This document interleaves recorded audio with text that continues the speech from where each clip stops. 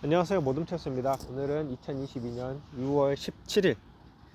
이번 영상에서는 바론스에서 나온 기사 테슬라, 루시드, 니오 주식이 하락했는데 분석가들이 전기차 주식에 대해서 걱정하고 있다는 기사를 번역을 해보겠습니다. 본문입니다. 테슬라, 리비안, 루시드 같은 전기차 주식들이 목요일장에서 분석가 제프리스가 2022년, 2023년 세계 전기차 판매 전망을 낮춘 후에 폭락하고 있습니다.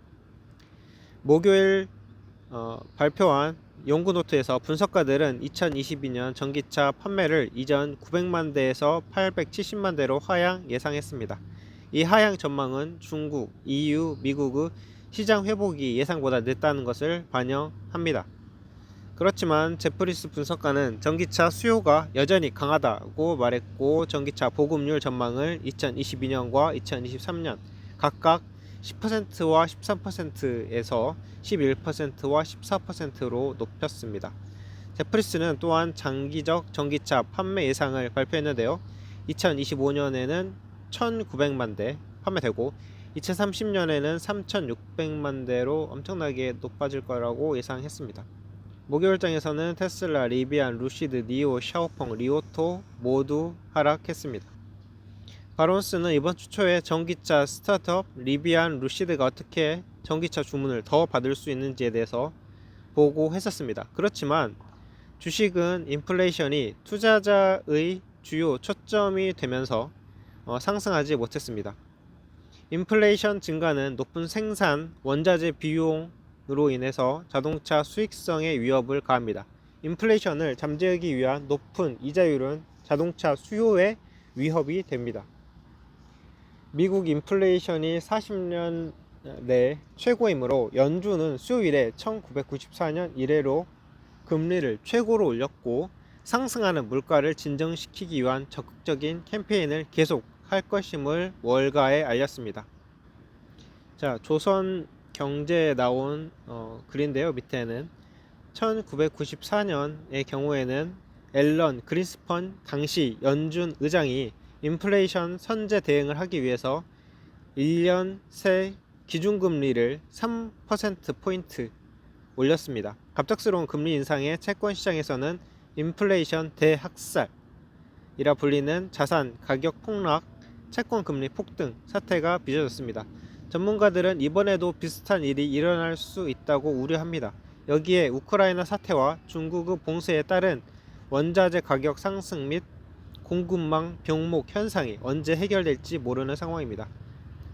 벤 버냉키 전 연준 의장은 최근 낙관적 시나리오를 가정해도 경제 침체 가능성이 높아졌다고 했고, 내년이나 내후년쯤 스태그플레이션 상태가 될 것이라고 전망했습니다.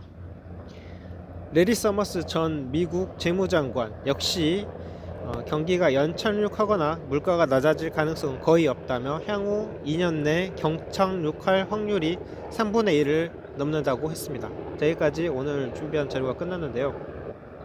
이 사태를 생각을 해보면은 먼저 이 코로나 사태가 일어나서 트럼프 대통령이 돈을 많이 풀었었죠. 이제 그런 요인이 하나 있고, 또 하나의 요인은 최근에 러시아 전쟁 때문에 유가가 오르니까 이제 그로 인해서 이게 뭐 차로 운반을 해야 되잖아요.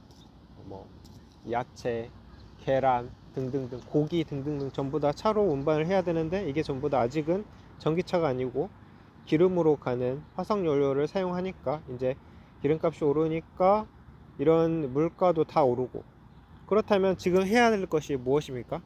이 기름값을 잡는 거예요. 자, 기름값을 잡기 위해서 지금 바이든 대통령이 밖으로만 이렇게 다니고 있죠. 자, 여기 조선비즈에서 나온 2011년 11월 8일 기사인데요. 도널드 트럼프 행정부 시절에 릭 페리가 조 바이든 행정부의 석유 산업 규제를 강하게 비판했는데요. 바이든 행정부 석유 산업 규제는 인플레이션 촉발을 시켜서 재앙으로 이어질 수 있다고 했는데, 이 사람 말이 진짜로 맞았네요. 자, 어떻게 제재를 하냐면 파이프라인 운영 금지, 석유 시추 금지, 해외에서의 원유와 가스 생산 프로젝트 자금 조달 금지 등을 포함하고 있다. 그래서 요즘에 최근에 바이든 대통령이 뭐라고 했냐면 석유 관련 회사가 돈을 엄청나게 벌고 있다고 했었는데, 이 오늘 나온 폭스뉴스를 보면은 민주당의 몰락의 시작이다, 이제 이런 영상이 있는데요. 뉴스가 있는데, 여기서 보면은 일단 좀 이런 비판하지 말고 드릴로 해가지고 좀 석유 시추 가능하게 제재 좀 풀어달라, 이런 말이 있거든요. 그래서 한마디로 해외로 나가서 막 돌아다니지 말고 미국 내에 있는 제재를 좀 풀어서 석유 공급을 원활하게 하자, 뭐 좀 그런 생각도 저는 해봅니다.